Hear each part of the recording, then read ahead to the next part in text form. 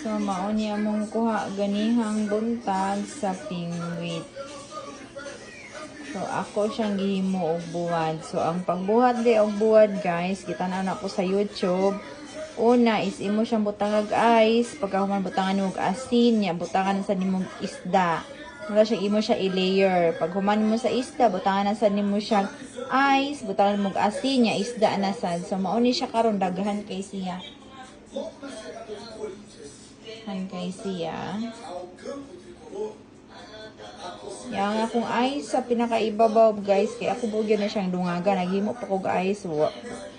Wala pa siya na gahi.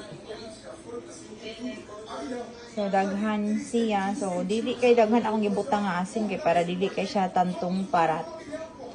So, ako ni siyang ibabad og usa ka adlaw sa asin. Butang na ko siya sa ref. Hantod nga mahimo ni siyang tubig, guys, kaning ice niya. Yang mutuhog jud ang iyang kaparat sa iyang unod. So, ugma ako na pud siyang i-update. Ako ni siyang ibuwad niya.